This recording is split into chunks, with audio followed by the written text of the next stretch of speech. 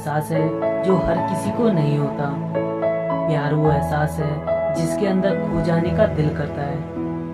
यही एक एहसास मैं आपको बताना चाहता हूँ। शाम का समय था, मैं अपने दोस्त का इंतज़ार कर रहा था स्टेशन के बाहर। हम लोग का बाहर कहीं घूमने जाने का प्लान था और मैं जल्दी पहुँच गया था। कुछ समझ नहीं आ रहा था कि मैं क्या करूँ। मैं स्टेशन के पास जाके बैठ गया। तभी कुछ ऐसा हुआ कि मेरी ज़िंदगी एक अलग मोड़ लेने लगी। स्टेशन की तरफ देख रहा था कि मेरा दोस्त आया कि नहीं। तभी अचानक से मेरी नज़र एक लड़की पर पड़ी। वो जो वक्त था पूरी तरह से कुछ देर के लिए थमसा गया था। मैं सब भूल गया था कि मैं कहाँ हूँ, क्यों हूँ। बस मेरी आंखें उस लड़की की तरफ से हट ही नहीं रही थी और इस तरह से मैं उसे देखता ही जा रहा था। उसका मासूम चेहरा, उसकी छोटी छोटी आंखें, उसके मासूम से चेहरे पे वो मासूम सी मुस्कान, जैसे मानो कोई परी हो वो। उसे देख पहली नज़र में मानो दिल को कुछ होने लगा था। क्या वो प्यार था?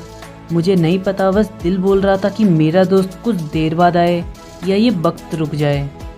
मुझे उसका नाम जानना था, उसके बारे में बहुत कुछ पता करने को दिल कर रहा था, लेकिन कैसे करूं ये समझ नहीं आ रहा था।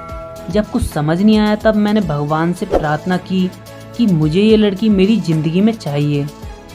वो जा रही थी, मेरी आंखों से दूर मुझे रोकना था उससे बातें करनी थी, उससे दोस्ती करनी थी और उसे अपने दिल की बात बतानी थी। लेकिन कैसे? यही सवाल बस बार बार मेरे मन में आ रहा था और मुझे बेचैन किए जा रहा था। मैंने फिर सोच लिया कि मेरी आंखों से दूर होने से पहले और मुझे इसका नाम पता चल जाए तो मैं इसे अपना बनाऊंगा और शायद भगवान ने ही उसे भेजा होगा मेरे लिए, मैं ये समझूंगा। तभी भगवान ने चमत्कार कर दिया। पीछे से आवाज़ आई, प्रिया मैं यहाँ हूँ। फिर वो पीछे देखी तो मैंने देखा कि वहाँ से एक लड़की ने आवाज़ दी और वो उसके पास चली गई। तभी मैं समझा उस लड़की का नाम प्रिया था। मैं खुश हो गया और उस लड़की को मन किया जाके धन्यवाद बोल दूँ, क्योंकि उसी की वजह से मुझे उसका नाम पता चला। बस तभी मैंने ठान ली कि अब उसे अपना बनाना है, उसे अपनी ज़िंदगी में लाना है। फिर तभी मैं उसके पीछे जाने लगा कि अचानक ही पीछे से एक हाथ आया। पीछे देखा तो मेरा दोस्त आ गया था। अब मैं क्या करूं समझ नहीं आ रहा था।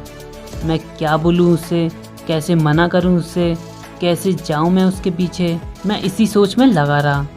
तब तक वो मेरी आंखों से दूर जा चुकी थी। दिल मानो रोने लगा था और तभी मानो ऐसा लगा कि जैसे सब कुछ एक सपना सा था।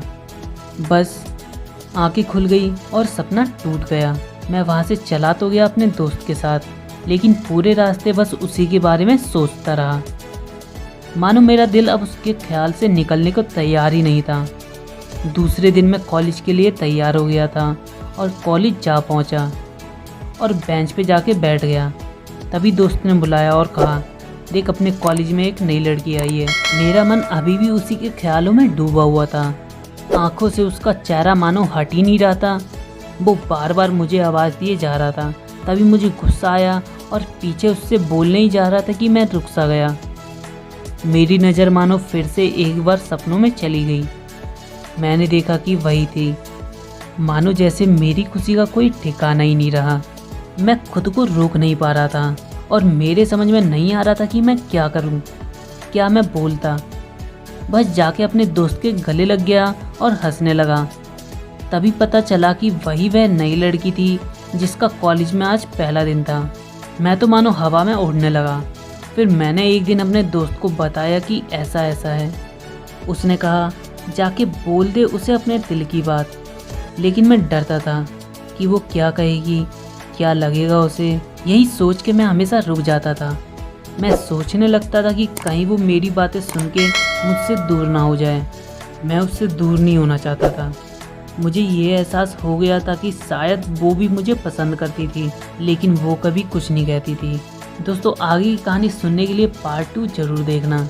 इसकी ज़िंदगी में वो आती है या नहीं, दोनों मिलते हैं कि नहीं, प्लीज़ पार्ट 2 ज़रूर देखना। और हाँ दोस्तों, प्लीज़ चैनल को सब्सक्राइब जरूर कर लेना।